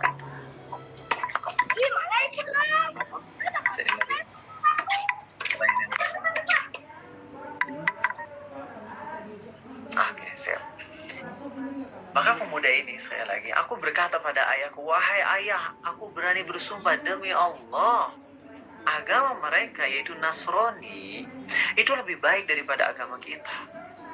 Maka ayahku marah dan mengatakan, wahai anakku, demi Allah, agama kita Majusi itu lebih baik daripada agama mereka. Akhirnya aku bertengkar dengan ayahku, dan ketika ayahku marah, aku diborgol di kamarku sendiri. Aku nggak bisa kemana-mana. Akhirnya aku berkata pada pembantuku, wahai pembantuku, tolong kamu mata-matai gereja tersebut. Kalau mereka mau pergi kemanapun, sampaikan pada diriku. Akhirnya pembantuku memata-matai gereja tersebut, dan saat orang-orang yang ada di gereja mau pergi kembali ke Syams, ke Palestina, pembantuku menyampaikan pada diriku bahwasanya mereka akan kembali ke Palestina. Maka aku sekuat tenaga membuka borgol yang ada di kakiku dan aku kabur dari rumah. Ayahku tidak lagi mengakui sebagai anak, diputus hubungan. Maka aku kabur, gak bawa apa-apa. Anak laki-laki yang sangat dicintai oleh ayahnya, ketika ingin pindah agama ke agama Kristen dari Majusi, ayahnya menolak, dan sang anak ini rela untuk meninggalkan semua hartanya agar bisa mencari kebenaran. Maka aku pun pergi kepada orang-orang di gereja tersebut dan aku berkata, wahai saudara-saudaraku, kalian tunjukkan aku kepada seseorang yang paling baik di antara kalian. Maka orang-orang di gereja menyampaikan bahwa manusia terbaik yang ada di antara kami adalah uskup. Uskup itu mungkin kalau orang Islam kiai haji lah ya. Kalau pastor kalau pastor itu mungkin ustadz. Kalau uskup itu mungkin yang levelnya udah lebih tinggi lah. Maka orang-orang di gereja menunjukkan kepada diriku seorang uskup. Aku pun berkata pada uskup tersebut, wahai uskup, izinkan aku untuk belajar bersamamu. Izinkan aku untuk belajar bersamamu.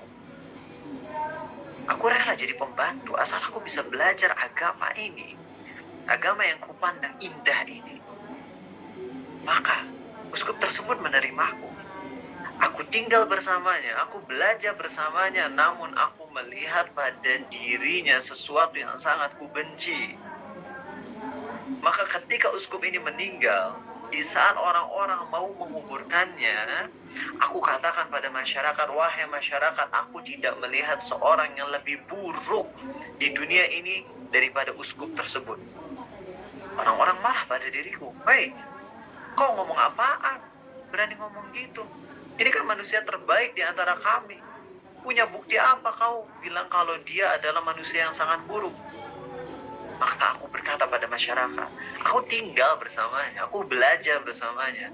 Dan dia itu ternyata ngumpulin donasi dari kalian. Emas, harta kalian wahai masyarakat, yang dia bilang ingin disalurkan lagi untuk orang miskin, tapi ternyata harta kalian itu dia pendam untuk harta pribadinya. Aku akan tunjukkan kalian kepada harta yang dia pendam dari harta-harta kalian.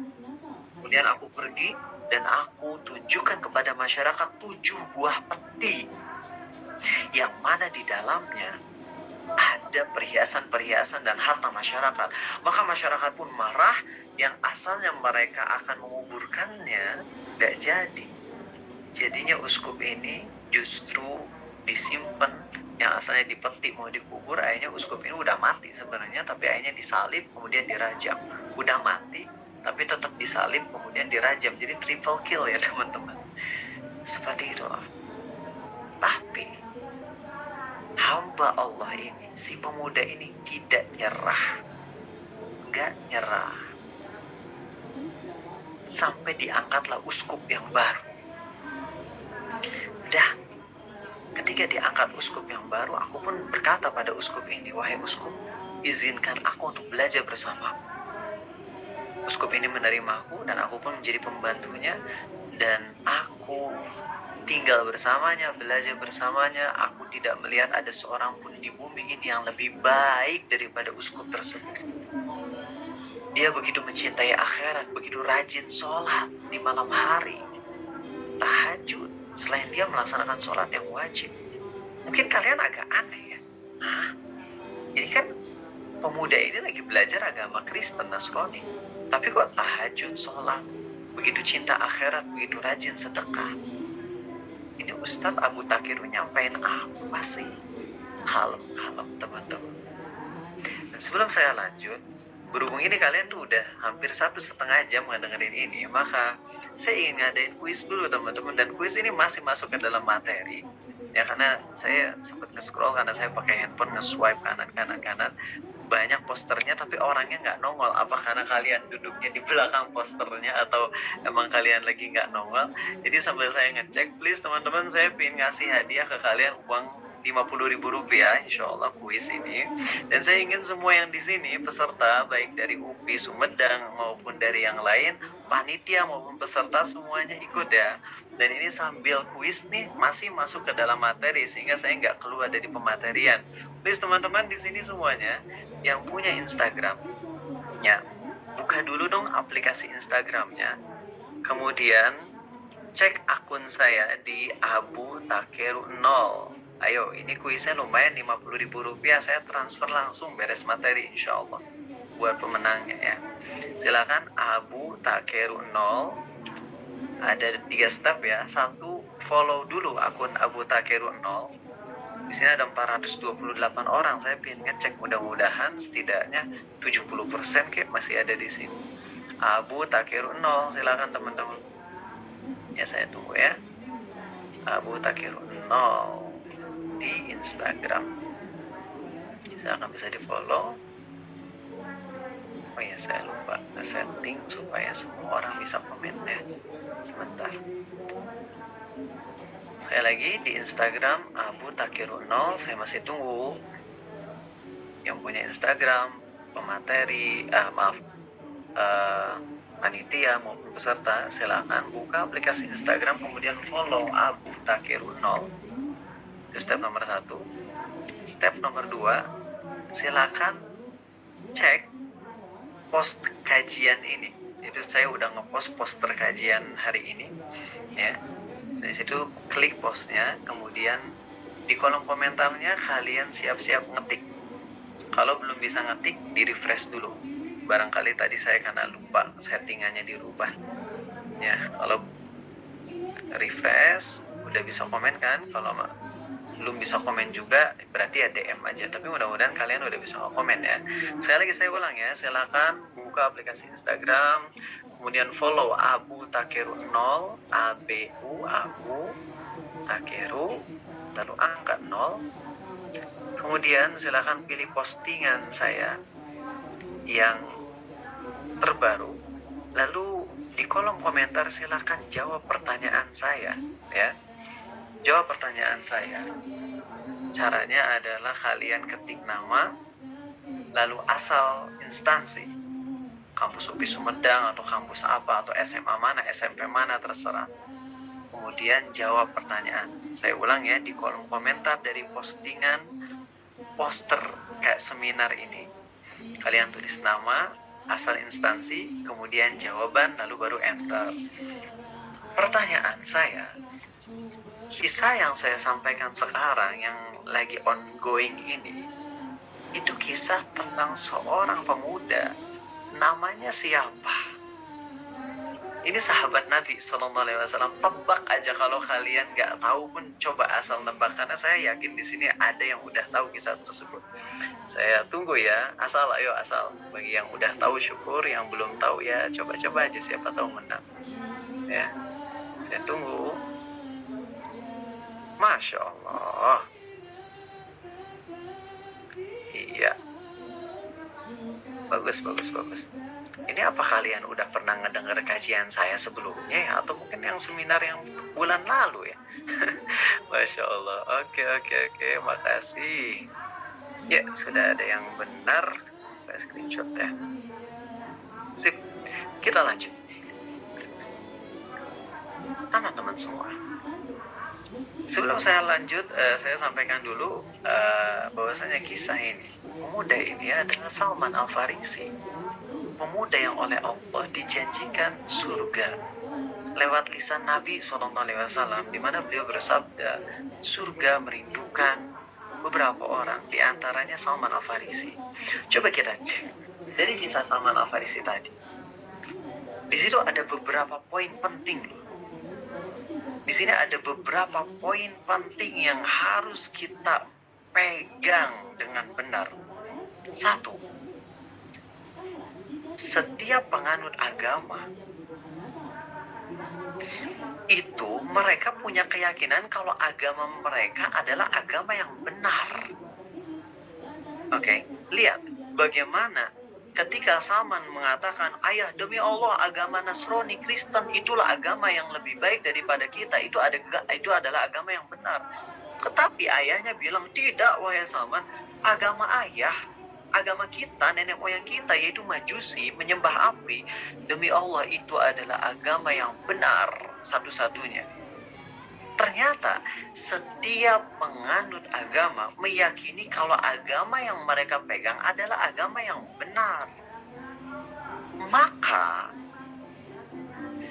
hak kita sebagai seorang muslim untuk meyakini Islam sebagai satu-satunya agama yang benar, dan itu bukan sebuah diskriminasi. Ketika kita meyakini Islam satu-satunya agama yang benar dan selain Islam itu agama yang salah, itu kan kita lagi ngomong sesuai konteks kita keyakinan kita dan akidah kita, dan itu firman Allah, inna dina indallahil Islam, agama yang diterima di sisi Allah hanyalah Islam. Kemudian di ayat yang lain, wa man yabtaghi ghairal islami dinan falan yuqbala minhu wa huwa fil akhirati minal khasirin. Barang siapa mencari agama selain Islam, gak akan Allah terima, dan mereka akan rugi, akan dapat azab. Sehingga ketika kita nih meyakini Islam satu-satunya agama yang benar, selain Islam salah, itu adalah hak kita. Sebagaimana tadi kita ngelihat ya, Salman bilang, ya wahai ayah, agama Kristen yang benar nih, Majusi salah. Tapi sebaliknya ayahnya pun bilang yang kebalikannya, tidak, Kristen salah, Majusi yang benar. Nah, lucunya nih, sekarang zaman now, ketika ada pemuda muslim meyakini Islam satu-satunya agama yang benar, malah dicap radikal, dicap kadrun. Padahal konsep meyakini agama yang kita anut sebagai agama satu-satunya yang benar dan selain agama yang kita anut adalah salah, itu adalah keyakinan semua agama. Paham nggak maksudnya? Ya ini gini, orang Yahudi, mereka meyakini loh, cuman Yahudi yang benar. Selain Yahudi itu masuk neraka semuanya. Allah berfirman di surah Al-Baqarah, وَقَالُوا لَنْ يَدْخُلَ الْجَنَّةَ إِلَّا مَنْ كَانَ هُودًا أَوْ نَصَارًا. Orang Yahudi berkata, gak ada yang bisa masuk surga kecuali kami Yahudi doang. Jadi dalam pandangan Yahudi, orang Kristen, orang Buddha, orang Hindu, orang Islam, semuanya masuk neraka. Cuman Yahudi yang bisa masuk surga. Dan ternyata agama lain juga sama, punya konsep kayak gitu, dengan konsep akidah mereka masing-masing. Yang mungkin kalau Yahudi konsepnya neraka surga, Nasrani, Kristen, mau Katolik, Protestan pun sama, konsepnya surga neraka. Kalau Buddha, Hindu mungkin kayak surga nerakanya beda versi lah. Tapi intinya masing-masing meyakini cuman agama yang mereka anut lah yang bisa mengantarkan kepada kebahagiaan eternal, kebahagiaan yang selamanya.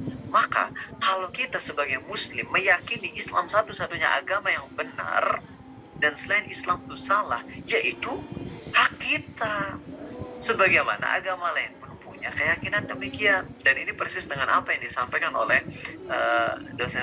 ibu dosen tadi sebelumnya, yakni toleransi itu adalah kita akui adanya agama selain Islam. Tapi bukan berarti kita meyakini semua agama benar. Kalau masing-masing penganut meyakini agama yang mereka anut benar, ya itu terserah mereka.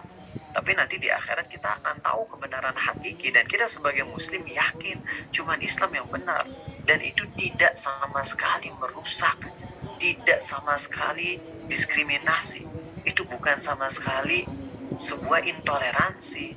Karena dalam agama lain pun punya keyakinan demikian, tapi ternyata kita bisa klop-klop aja tinggal bersamaan di satu negeri ini. Seperti itu teman-teman ya. Jadi dari kisah tadi kita ambil pelajaran bahwasanya ya ada perdebatan ketika Salman Al-Farisi meyakini agama Nasrani adalah agama yang benar dan Majusi salah, kemudian tengkar sama ayahnya dan akhirnya clash, akhirnya Salman kabur dari rumah. Dan ada poin kedua yang penting ya teman-teman, yakni Allah berfirman kita kan ngomong dari konsep Islam ya, di surat Al-Baqarah Allah berfirman, kana nasu ummatan wahidah. Manusia itu dulunya berada dalam satu agama, umat yang satu, yaitu Islam. Dan ini disampaikan oleh Abdullah bin Abbas, sahabat Nabi SAW, menyampaikan bahwasanya Islam dulu di manusia pertama yaitu Adam dan juga keturunannya semuanya berada di dalam satu agama yaitu Islam. Sampai berlalulah 10 generasi, sekitar 10.000 tahun kurang lebih ya. Kemudian jadi Adam dan anak-anaknya termasuk Habil, Qabil yang terkenal ya, yang Qabil katanya membunuh Habil, Itu Qabil walaupun membunuh Habil dosanya besar banget, tapi Qabil tetap berada di atas agama yang lurus, yaitu Islam, walaupun dosanya besar banget tuh membunuh saudaranya sendiri. Tapi mereka semua masih dalam satu agama, satu umat, yaitu umat Islam. Lalu di zaman Nabi Nuh, disitulah mulai ada orang-orang yang, jadi ada 4 orang soleh ahli ibadah, 5 orang soleh ahli ibadah, namanya Wad, Suwa, Yaguth, Ya'uq, Nasr. 5 orang soleh ini meninggal. Lalu kemudian masyarakat untuk mengenang 5 orang soleh ini dibuatlah patung-patung, kuburan diagung-agungkan untuk mengingat doang, bukan untuk disembah. Untuk sekedar pengingat, gambar-gambar mereka biar ingat, oh ini orang soleh. Lalu kemudian setelah generasi berlalu, setan membisikkan kepada keturunan mereka yang gak ngerti apa alasan nenek moyangnya membuat patung-patung tersebut. Padahal nenek moyangnya cuma niatnya untuk pengenang saja. Tapi pas keturunannya gak ngerti, setan bisikin tuh, nenek moyangmu membuat gambar-gambar tersebut tuh untuk disembah. Karena mereka adalah yang bisa mengantarkan doa kita kepada Allah. Akhirnya disembah. Disitulah mulailah muncul kekafiran, kemusyrikan. Nah, konsepnya sama. Nasrani yang original, yang masih murni, mereka pengikut Nabi Isa, dan mereka itu udah berjanji ke Nabi Isa bahwasanya kami hanya menyembah satu Tuhan, yaitu Allah, dan engkau wahai Isa adalah hamba dan Rasulullah.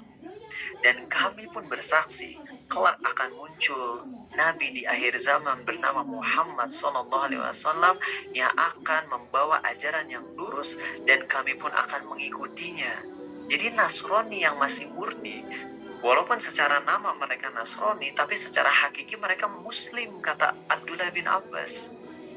Begitupun Yahudi yang masih memegang ajaran murninya Nabi Musa, mereka hakikatnya adalah Muslim. Bukan Yahudi yang dikenal di zaman now yang menyembah Uzair. Mereka Muslim. Oke, ini 2 poin penting dalam kisah saya. Singkat cerita, Salman Al-Farisi akhirnya belajar bersama uskup yang baru ini. Kemudian uskupnya meninggal, dan akhirnya dioper ke uskup yang baru lagi yang sama-sama soleh. Dan uskup yang 4 ini, kan ada 5 uskup ya.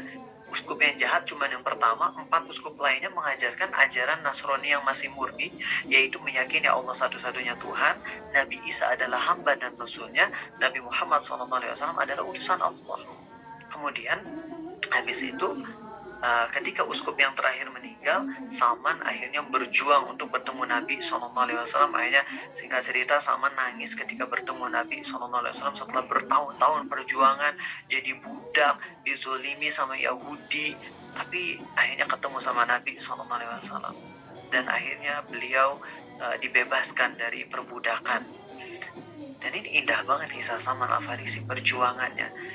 Nah, skip to the ending of kisahnya Salman.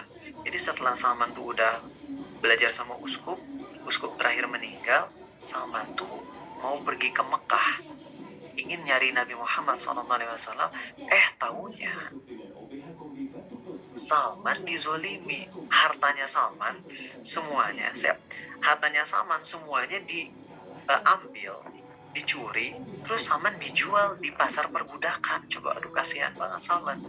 Udah asalnya kaya, kabur dari rumah jadi miskin, kemudian jadi pembantu 5 kali. Setelah jadi pembantu 5 kali, mau pergi ke Nabi SAW, dijual Salman nih di pasar perbudakan, jadi budak. Kalau pembantu mending masih digaji, kalau budak kan udah gak digaji, udah kayak binatang gitu budak kalau zaman dulu, hina banget. Apalagi jadi budak seorang Yahudi.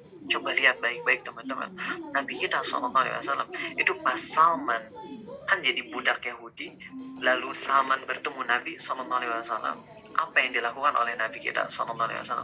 Apakah beliau bilang, oh kamu budaknya Yahudi, udah kabur aja, kabur, udah gak usah sama Yahudi, biarin Yahudi kafir, kamu jangan jadi budak orang kafir, udah sini aja bareng, Yahudi mau ngerebut kamu, gue bunuh? Enggak. Apa yang dilakukan Nabi SAW? Karena ini permasalahan muamalah, masalah sosial. Salman sebagai budak, dan udah ada aturan yang namanya budak kan seperti barang jual beli, itu milik pemiliknya, nggak boleh direbut seenaknya. kecuali dengan kompensasi, yaitu Salman membeli dirinya sendiri.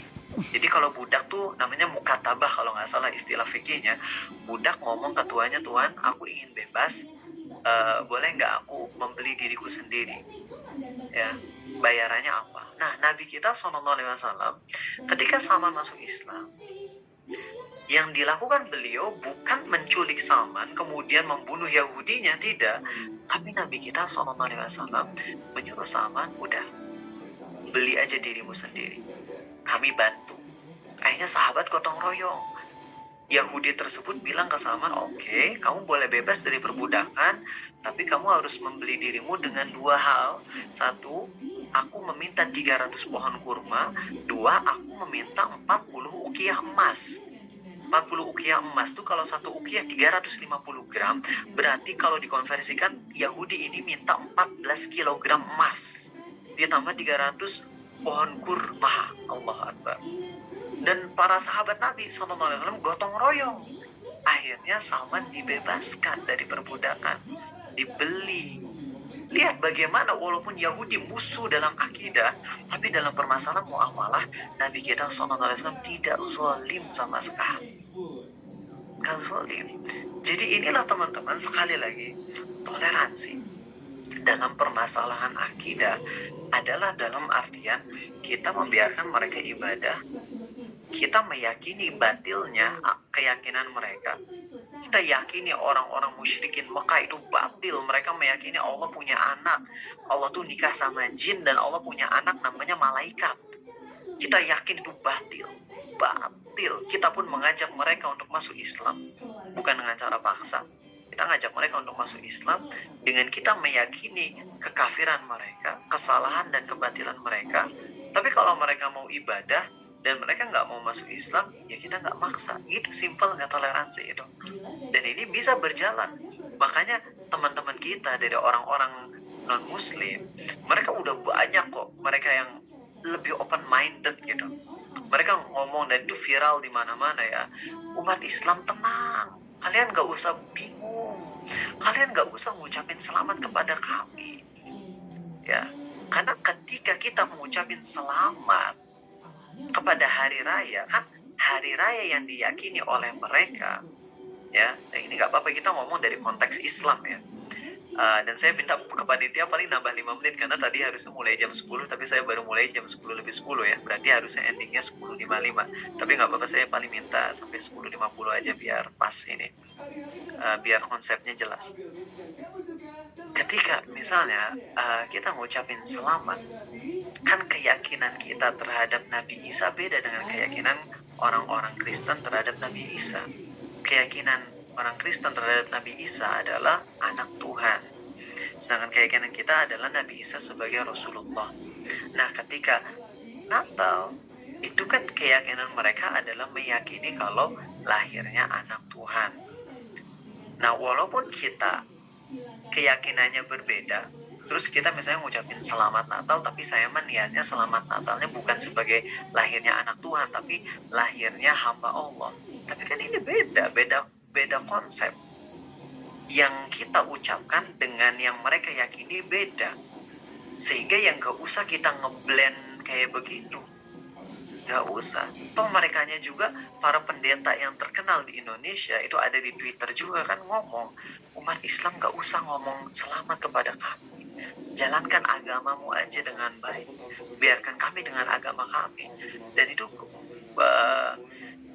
tahun lalu itu ada postingan yang viral di Instagram, bagaimana ada sebagian dari teman-teman kita yang Kristen yang mereka kesel, gue males katanya ke gereja lagi. Ini bukan isu sara, sekali lagi ini edukasi, dan ini agar kita lebih paham gitu bagaimana toleransi yang benar. Katanya gue males untuk pergi ke gereja lagi. Masa di gereja yang harusnya kami ibadah dengan versi kami ya, doa, nyanyi dan sebagainya, kok sekarang malah dicampur dengan orang-orang sholawat di gereja. Gue males gitu. Itu kata mereka. Jadi kita jangan ngerasa dengan kita nggak ngucapin selamat kita jadi hina, enggak.